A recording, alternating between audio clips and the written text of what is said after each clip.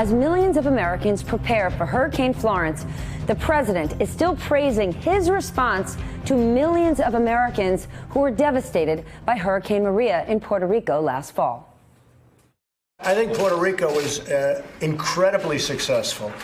Puerto Rico was actually our toughest one of all because it's an island, so you can't truck things onto it. Everything's by boat.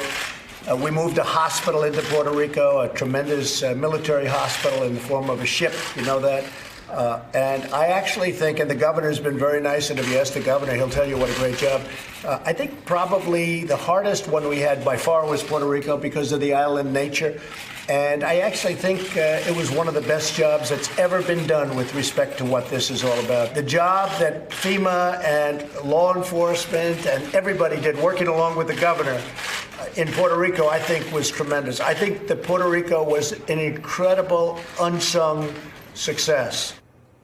A boat in the form of a ship, an unsung success. Those numbers that you saw on the screen, that was the number of Americans killed in Puerto Rico. So for fact's sake, Mr. President, let's please take a look at what your incredible unsung success looks like from the ground.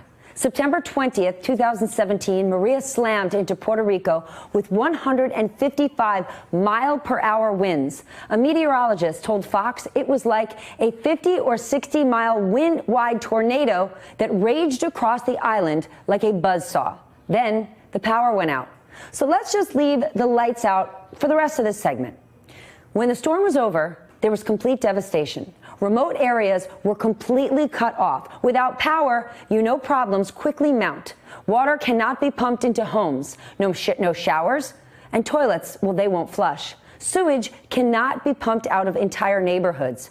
But people, they need water, so they have to drink what they can. Americans were forced to drink from contaminated streams. Is that success, Mr. President? Without power or clean water, diseases, they begin to spread. Wounds cannot be cleaned, especially when medicine is in very short supply. FEMA, in its effort to respond, gave out 200,000 meals per day. That sounds like a lot, right? It wasn't even close to the 2 million meals needed. Imagine, Mr. President, families standing in line, hoping to be the lucky 1 in 10 that actually gets food. And that is if they were near a FEMA camp in the first place. Is that what success looks like, Mr. President?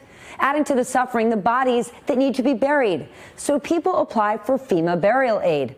But new data shows only 75 out of the 2,431 requests for funeral assistance were even approved. And to get that assistance, a death certificate showing the person died as part of a disaster is needed. How about that, President Trump? Is that what you call successful? But until last month, the official death count, it was only 64 people. Mr. President, that is just a few dozen more when you said this.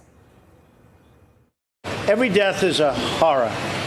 But if you look at a real catastrophe like Katrina, and you look at the tremendous hundreds and hundreds and hundreds of people that died, and you look at what happened here with really a storm that was just totally overpowering. Nobody's ever seen anything like this. 16 versus literally thousands of people. You can be very proud. Everybody around this table and everybody watching can really be very proud of what's taken place. But now that number is officially 2,975 people. Is that a real catastrophe yet?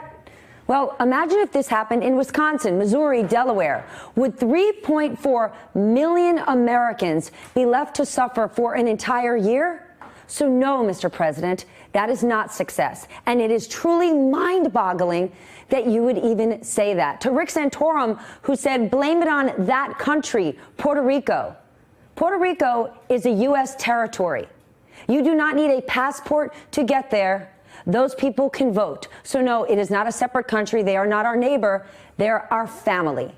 Hey, MSNBC fans, thanks for checking out our YouTube channel. Subscribe by clicking on that button down there and click on any of the videos here to watch the latest interviews and highlights. You can get more MSNBC for free every day with our newsletters. Just visit msnbc.com/newsletters to sign up now.